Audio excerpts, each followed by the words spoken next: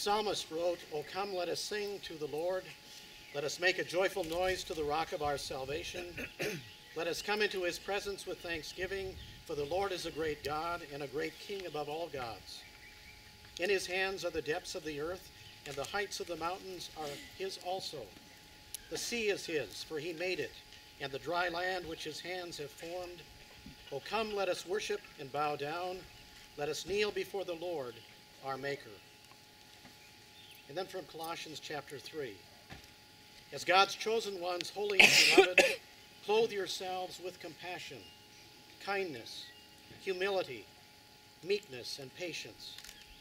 Bear with one another, and if anyone has a complaint against the other, forgive as the Lord has forgiven you. So you also must forgive.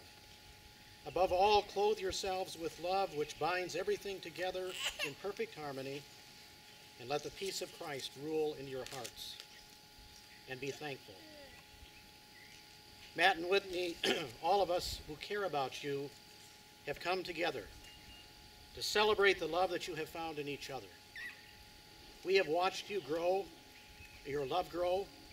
We have shared your delight in each other, listened to your struggles, and now we celebrate the fulfillment of your heart's desire to become husband and wife. We who surround you today are the people who have raised you, taught you, challenged you, played with you, shared our lives with you, prayed for you, loved you, and now something new is happening to you, which we celebrate. And that's the love that you have for each other as husband and wife. Marriage is God's gift to you today. It is God who created the two of you, two very special human beings. Today you enter a covenant, a lifelong promise to become one flesh, which nothing in this world is to separate. Nothing and no one must be allowed to come between you. Not your jobs, not friends, family, not even the children you may one day have. You are one. God made you for oneness with each other, spiritual, emotional, and physical oneness. Enjoy each other. It is God's holy wedding gift to you. There are 6 words I'd like to share with you today. And I don't necessarily expect you to remember them, but I hope you will, maybe. But first of all, the first word that I'd like to share with you, they all begin with C. And the first word is caring. I hope that you truly care for one another, that you show compassion and also creativity. Marriage, any good relationship, doesn't just happen effortlessly. It requires thought, work, creativity to chase away boredom and routine and the mundane. You can find more than one way to say I love you. Care enough to be creative in your marriage. Don't take each other for granted, but treat each other as your best friend. Care for each other. The second word is consideration. When you are considerate of another, you put the golden rule to work. You treat the other as you would want to be treated. You are to be considerate of the other person's needs and wants, the other person's feelings. For example, Matt, I hope that when Whitney has a bad day, that you will do everything you can to make that day go better. And the same, Whitney, for when Matt has a bad day, that you will try to make that day go better. Be considerate of each other. It's a very important word in marriage.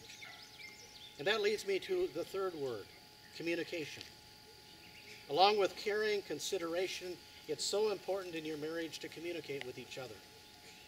Jesse Lair, in his book, I Ain't Much, Baby, But I'm All You've Got, says, marriage is sharing what is in your deepest heart.